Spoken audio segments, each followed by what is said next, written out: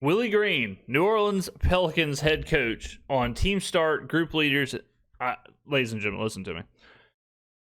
This video, all right, so this was sent to me. This video on the Pelicans official YouTube page, as of time of filming this, has been up for 24 hours. It has 677 views. I mean, what are we on the Homegrown Network? Come on, I'm just kidding, guys. This is crazy. The just apathy. I mean, just nothingness for this franchise. I actually feel like it's my service to New Orleans to basically adopt this franchise and start pumping Pelicans content out just to save it. Just, I mean, when I saw this, it honestly, it almost brought a tear to my eye. All right, let's go ahead and watch this. Willie Green should already be fired. He may be fired by the time y'all see this video. The Pels play Charlotte tonight, and I might go to the game. I haven't decided yet. I might go to the game just to see if they really are going to let Willie coach the game. As of right now, he's not fired yet. As of right now, he's coaching. It sounds like there's basically a mutiny in the locker room. But shouts to Willie for even having the guts to do this interview. So let's go ahead and listen, react, do what we got to do. Hey, Willie, first, how's the team kind of responded since you've been back from the road trip? We had a good film session today. We had a really good practice.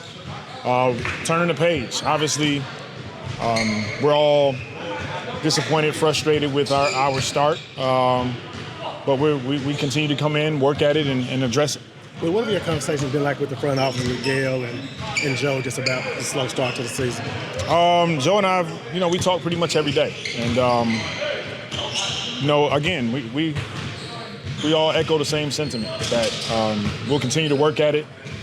There's definitely, we're all frustrated, want to be better. And we're all a part of, making sure that we do what we can to be better.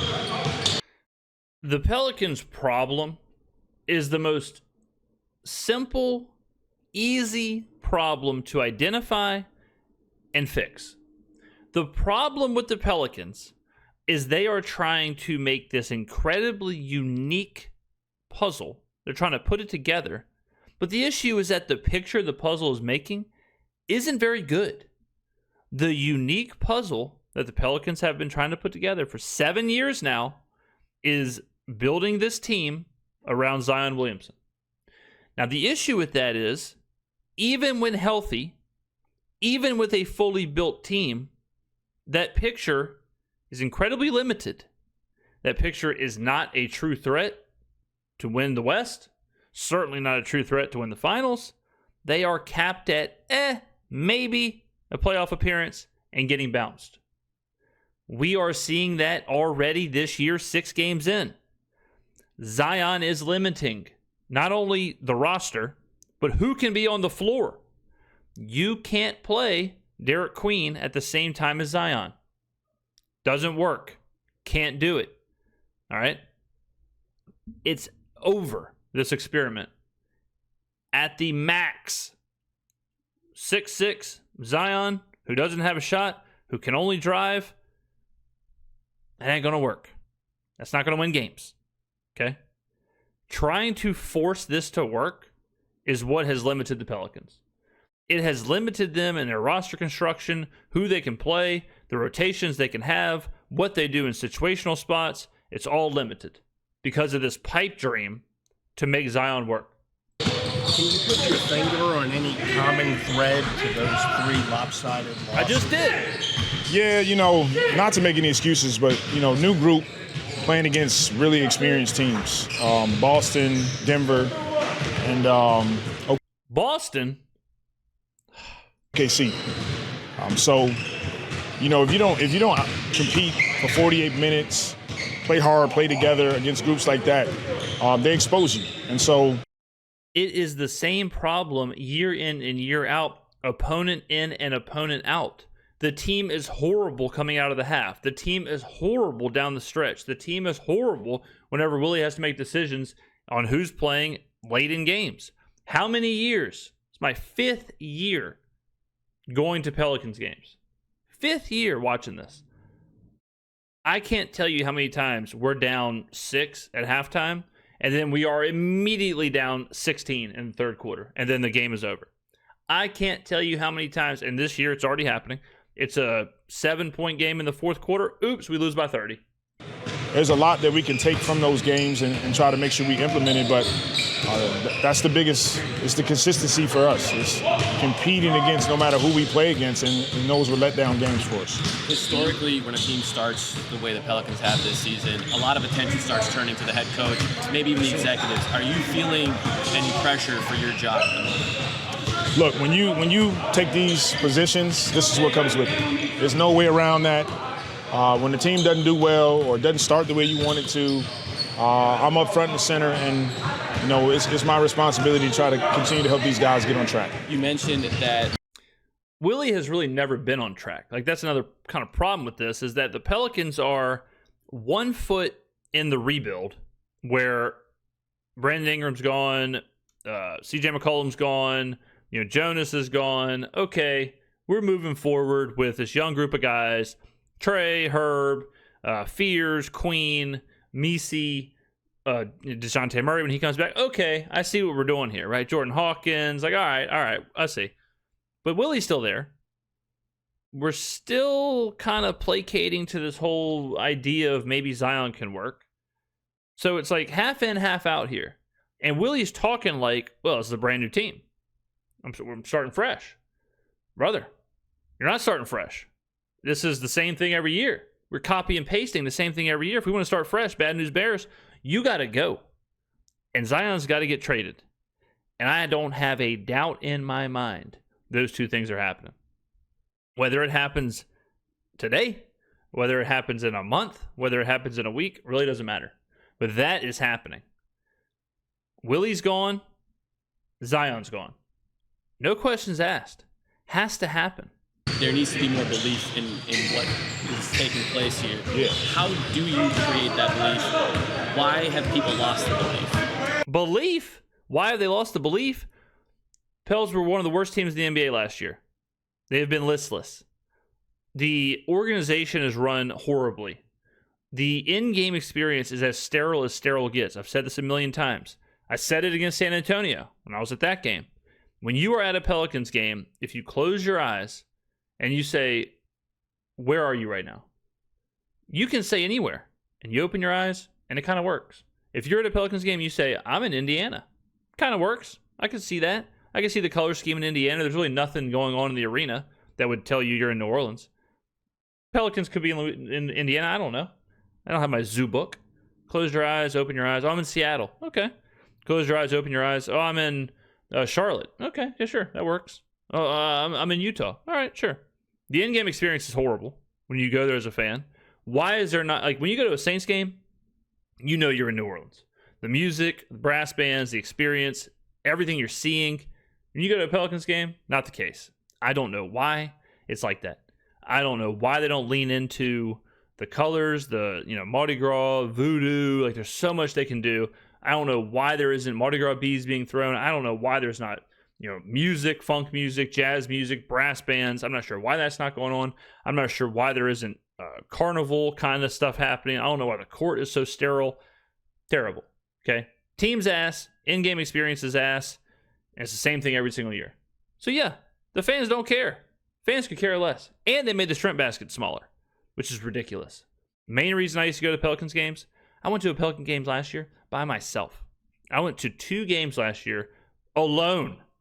Both games I was like, well, I'll go and then I'll just eat, I'll eat a shrimp basket, watch first half, and I'll go back home. Basically went to dinner. Now they made the shrimp baskets so small. They used to be huge. You used to be almost like you couldn't even eat the entire basket by yourself. Now they come in the same basket that a hot dog comes in. It's despicable. And they went from tater tots to fries. A new group.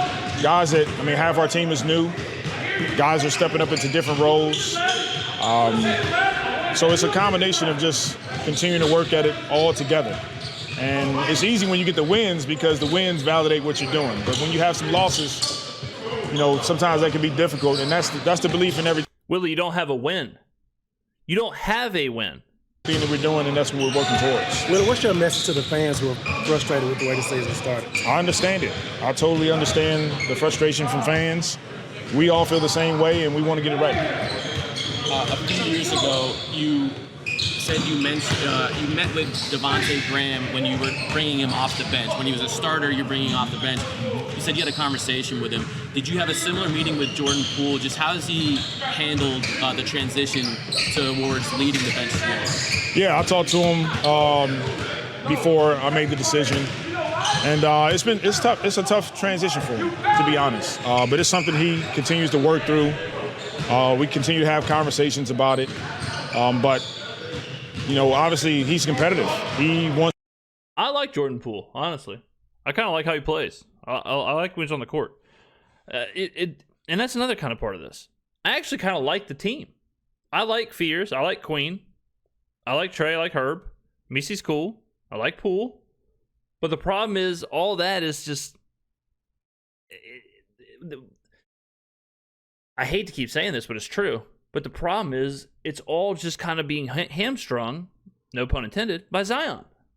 Like, they can't really do what they got to do because this whole thing is orchestrated to make Zion work. To be in a starting lineup, he wants to prove his worth, and this is something that he's experienced before, but new this season for him. How do you block out the noise, like personally? Just continue to be me.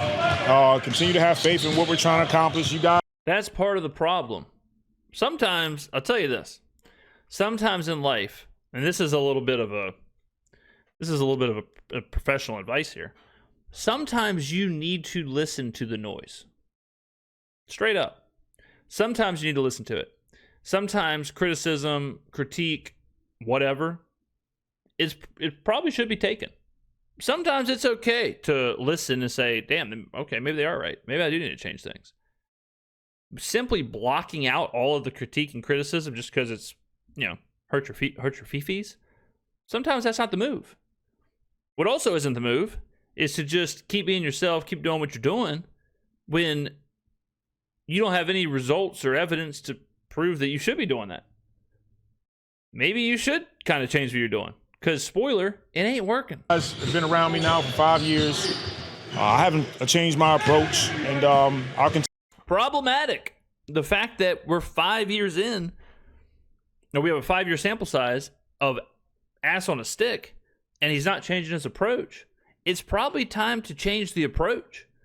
And that's kind of the entire organizational issue, is that they're not changing their approach, and the approach needs to be changed. The approach of the team colors, the approach of the logo, the approach of the hashtags on Twitter, the approach of the merch, the approach of the in-game experience, the approach of the roster building, the approach of the vision of the team. That all probably needs to be changed. Continue to come in, have ownership in what we're doing, but continue to work at it. Coach, talk about that experience stretch that y'all just went through. Can you talk about seeing that early and how that set y'all up for the rest of the season? Say it again. That experience stress, seeing Boston, seeing OKC, seeing those teams early. What do you take from that? Well, it's all meant to, when you go through difficulties, you can pull together, and it can help you in the long run. It can help you become better, and that's the goal here. Is that we're not starting the season the way we want to. We all understand that. Yeah, but you didn't end the season last year like you wanted to. You didn't start the season last year like you wanted to. You didn't play during the middle of last season like you wanted to. This isn't a streak. This isn't a snapshot. This is a long issue. I'm confident in this group. It's new for all of us. We'll continue to work through it, but hopefully it makes us better as we progress throughout the season. What makes you confident in a group that is half new? It's just who I am. I have faith. I have belief. We believe in the processes that we're trying to reach, and I have belief in our players. When you were a player and you were in situations where the team wasn't succeeding as much as they, maybe were projected to, maybe there were conversations about, the head coach transitioning and there being a replacement. How did you attack the day-to-day? What was your approach in terms of, how you carried yourself? Control the controllables. There's certain. You are the head coach of the team. You almost control all of the controllables. Situations that we can't control. but we can. Here's what you can control: timeouts, rosters, rotation, who's playing, the matchups, the game plan, what you're doing out of the half, what you're doing into the half, what you're doing at the end of games, what you're doing at the beginning of games. We can come in and we can collectively. Here's what Joe Dumars can control: not trading away his picks. Just starters. Compete harder. We can play more together. We can be more connected. We can sustain that for more of a 48-minute game. Those are things that we can control. At a human level, is it tougher to come in with that same level of focus as, say, if you were winning a lot more? It can be, for sure. I mean, the wins validate what you're doing. When you have losses, sometimes that can make it tough, but we got to stick with it. With a new group, which players do you lean on? If you had CJ or B.I., they would kind of take charge in the locker room. With a new group, a young group, who do you lean on? We're leaning on the core guys that have been here. Herb Jones, Trey Murphy, Z, adding DeAndre Jordan and Kevon Looney was great for us. So we have leaders here. But it's just going to take work for us, and that's what we're committed to doing. Look, again, we're all frustrated. I feel the fans' frustration. We're all disappointed in our start, but we can't just stay there. We got to turn the page and keep working towards getting better. Can you speak on how the rookies are dealing with these losses? You see Jeremiah Fears, he's starting, but Derek Queen's minutes are dropping a little bit. How are they reacting? They've been fine. Both of those guys are working their tails. Yeah, they don't care. I mean, rookies don't care about that kind of stuff because they're just trying to get their feet wet, trying to get used to the league. They're on they know they're on a rookie contract. They're not going anywhere for right now. So it's a little different with rookies. It's a little easier to go through the losing spells because you don't really know any better. They're just trying to work on themselves at this point. They're still enjoying the process, enjoying the opportunity to have this platform and playing it on an NBA level. Is there more of a decision between why Derek Queen he played a little bit more early and hasn't been playing? Well, You know why Queen can't play? I just explained it at the beginning of the video. He can't be on the floor when Zion's on the floor because you can't have two undersized big men who are doing the exact same thing. Again, that has been the story for 7 years. That, if Zion's on the floor, then you got to have this player next to him. If he's playing the 5, you got to have this player as the 4. If he's playing the 4, you got to have this player at the 5. If he's ball dominant, if he's bringing the ball up, then you got to have this player playing point guard. You got to have this kind of player over here. The juice has become not worth the squeeze. It's too much of a Sudoku puzzle for maybe one round of the playoffs. You would be better off just having a bad roster where you can just kind of acquire talent regardless of their makeup or regardless of the size or what they do or any of that stuff. Just kind of acquire talent and just kind of build. You'd be better off that way versus we have to have this specific player on the floor at this specific time because of these limitations. It's just the Queen thing is another example of that, where his minutes are dropping strictly because of trying to put together this puzzle. We got Kevon back, got Derek back, so just not enough minutes at the 5 spot right now, but we'll try to continue to mix them in when we can. I mean, it makes no sense. We know what the reason is. We know what the problem is. Specifically, can you speak to his level of comfort and growth so far? I'm super excited about what he's bringing. Fears has been sweet too. I like how he played. He's a competitor. He's relentless. He adds a different dynamic to our group, being a ball handler that can tack the paint, kickouts. He guards well, so he's doing a lot well for us on the floor. It's really the same thing. Like a couple years ago, whenever we'd roll out these rotations of Zion, Herb, Dyson, Larry, and Najee, right? Well, the problem with that is what's going to happen. All right, well, in that lineup, Zion's going to be ball dominant. And if he's ball dominant, all he can do is drive to the basket. If he's driving to the basket, well, then Herb can't drive to the basket, and Dyson can't do that, and Najee can't do that. So what do they have to do? Well, now they have to go to the perimeter, clear out for Zion. But if they're on the perimeter, they can't shoot. So then Zion can't kick out because he's kicking out to Larry Nance, Herb Jones, Dyson Daniels, Najee, these guys that aren't perimeter scorers. So what would happen at the end of games whenever that rotation came in?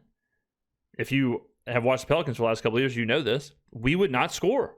And all of a sudden, teams would go on 10-0 runs, 12-0 runs, 13-2 runs, and we'd be down 16 in the second half, and all of a sudden the game's over. That's what would happen. The roster construction, the rotations that would be played have been bad for the entirety of Willie Green's tenure. And that approach not changing is part of the problem. This organization needs a full reset. Now, I have a sneaky feeling that reset might be in Seattle or in Las Vegas, but if it's in New Orleans, what I would do if I was in the front office of the Pelicans, this is exactly what I would do. I would say, let's do a full flip, logo, colors, name, everything. And let's become the New Orleans Crew or the New Orleans Voodoo or whatever. The New Orleans Jazz, right? LOL. We're going to do that. We're going to completely change the in-game experience. We're going to change the color scheme. We're going to change everything about this team. And we're going to fire Willie Green. And we're going to trade Zion. You have to trade Zion. I've explained this before. Because you gave up the picks. You cannot give up those picks and then not realize, if the Pelicans continue to be this bad, and not go get them. The wager is simple. It was, we'll give up the picks because if we're good, they won't matter. But if we're bad, we have the asset, Zion, to where if we're bad and we have the asset, his, years aren't guaranteed and all that stuff, this is the time to move off of him. Everyone knows that. So if we're bad, we punt on the experiment, we trade Zion for assets, we get back the picks. So it's a risk-free proposition to trade those picks. But if you don't trade Zion and he just walks and you don't have the picks, you could argue that's borderline malpractice, front office malpractice, and one of the worst possible front office moves in the history of the front office. Okay? So, roster-wise, front office-wise, all that stuff, it's pretty obvious what needs to happen. With Willie being fired and Zion being traded, recoup the assets, build a young core, whatever, and go into this next draft with, a couple of top 5 picks. That's got to happen. But this organization, they got to change a lot. All right? Okay, ladies and gentlemen, let's try and get more than 677 views on this. Thank you for watching, and I'll see you in the next video.